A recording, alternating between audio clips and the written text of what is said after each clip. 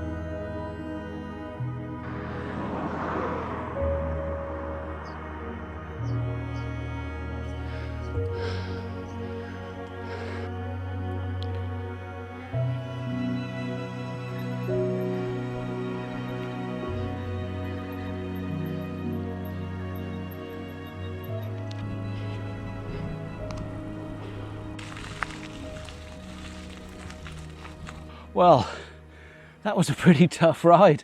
I'm completely out of condition. I got my bike spruced up a week or so ago because I normally use it in the summertime anyway, not over winter because it's not easy at all riding around here with the sort of winds we have. So in the winter it's only daily walks. But I thought that today, with it being an absolutely glorious day, a trip down to the church in the sea would be a good way to spend my exercise time. And I'll be honest that many a time I've been a little bit guilty of taking the church in the sea for granted because it's the nearest bit of coast to my house. We're only about 4 miles away. But the way things are at the moment, I can't tell you how grateful I am to have something like this so close to the house. There was a bit of a hoo-ha when I got here, by the way. I can't see him now, but an idiot drove past me with a kayak in his car, parked up, but in order to get down here he's had to move cones and a road closed sign.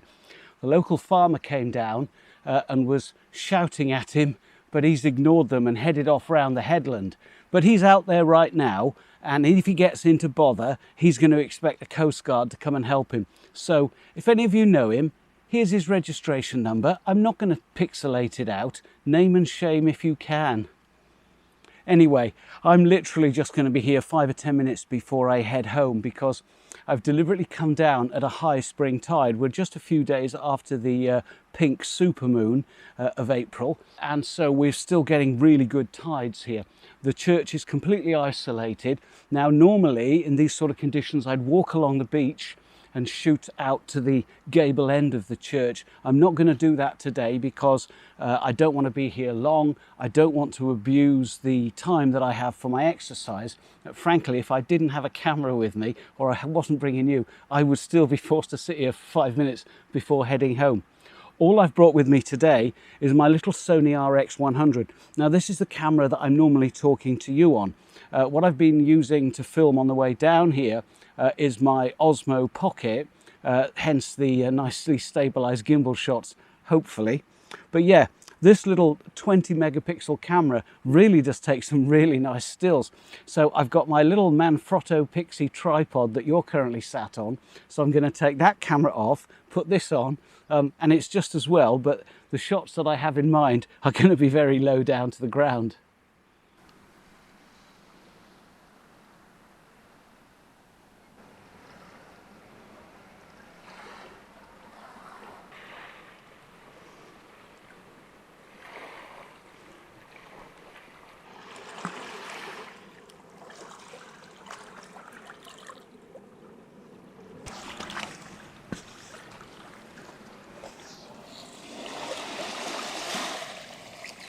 Well, now I've decided just to get a couple of handheld shots.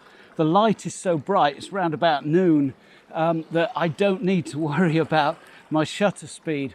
So shooting at somewhere around f8, f11, fully manual of course, and raw, what I'm doing is using these lovely little textured rocks in the foreground with the sea lapping gently around them. It's really quite idyllic.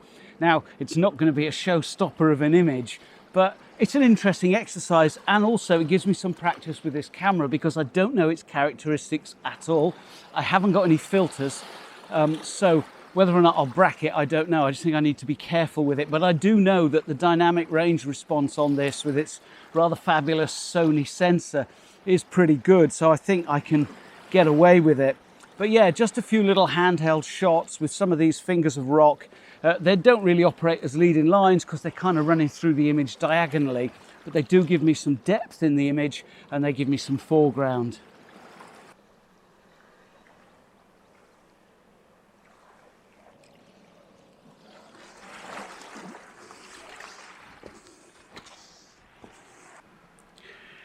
One thing that's a bit weird about this particular camera is every time I half press the shutter, it focuses.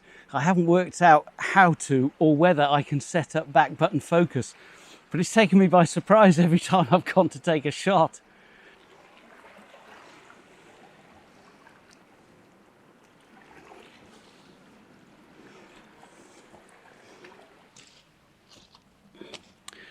Well, I've been here for about 10 minutes now, so time to pack up and head off back to the house. I really wish I'd had a polarizing filter with me. There aren't that many really interesting compositions from this location, but one thing that I could have done is got a picture of the seabed. The sea is an absolutely beautiful blue-green colour, and underneath, only about 2 feet down, are all the textures of the beach. Now that would have looked fabulous as a foreground. I've attempted it. I don't know. We'll see what happens. No point zooming in on the church. The sky isn't very interesting. The backdrop is a disused racetrack at the moment, so nothing to do there. This is very much about a long shot with a balanced foreground.